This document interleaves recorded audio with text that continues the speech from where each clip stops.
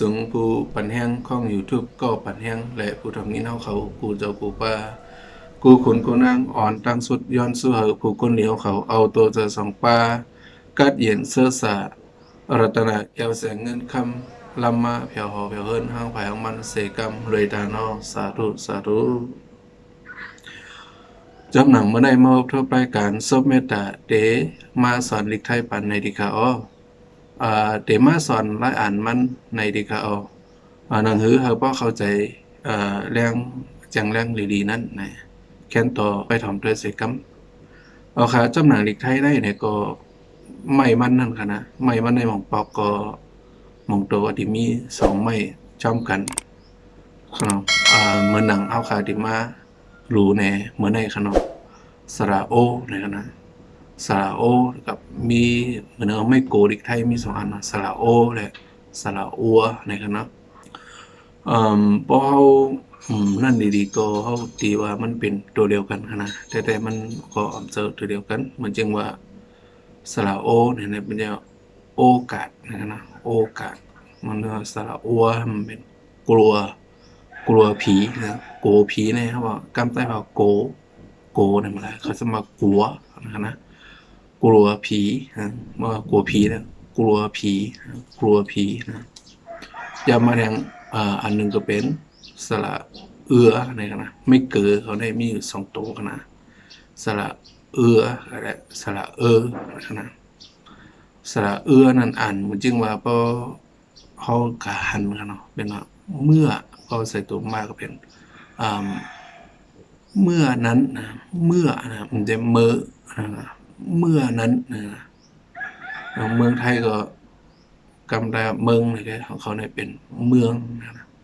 เมืองไทยเมืองไทยนะเมืองไทยในคณะก็เป็นสระมาหลายซ้ำเป็นจะนอนละเมอเธอหรืออะไรนอนละเมอแล้วเธอจะไหนคณะเธอนะไม่ใช่ว่าเธอแปลว่าสู่เจ้านะเธอแปลว่าสู่เธอนะครับนอนละเมอนะใจนะครับก็เลยพอมาโดยเพื่อกะโตมาเขาแล้วก็มีเยอะมากเสียงแกมมากนะมาเสียงแกมมากที่มีตัว5นำหนามาอันเตเจสูงเตเป็นตัวสูงกะเนาะมันจึงมาเนี่ยก็จึงว่าเหมืองนะเหมืองจึงว่าเหมืองกับเมืองนะเมืองนะมันมีอยู่3เสียงนะเหมืองเนี่ยมันเรียกว่าเมืองพายเมืองน้ำเมืองหน้าเมืองนะครับคำว่าเมืองนะเขาว่าเมืองนะเมืองครับก็ถ้าจะเป็นเมืองเนี่ยถ้าเป็นเมืองนะไทยทำอ่านปลายเขากว่าเมืองนะเมืองไหนก็มีอยู่นะเมืองไหนก็มีอยู่จึงว่าที่ยามได้ยินในมีอำเภอหนึ่งมีเจตอนเจเว้งหันตีเจียงใหม่นั้นว่าอำเภอเสมิงนะมีตรงตียามอันนั้นนะอำเภอเสมิงนะก็นั่นได้เป็นเมืองไหนหมดนะครับนั่นเป็นเมืองเพราะว่าเมืองเนี่ยเมืองเนี่ยเมืองเนี่ยเหมือนกันครับเนาะมันก็คือเขาแยกออกคือมันไหลกันเนาะว่าเมืองเนี่ยเมืองเนี่ยมาโดยออกครับเหมือนจำหนังไม่กงลิกไทยก็มี3โต๊ะขนมกงกวงแล้วก็กงนะครับนะเพราะว่าไม่กงธรรมดานั่นไม่กงมาหลายนั่นที่มีงาเพชรนะงาเพชรมาหลายกว่า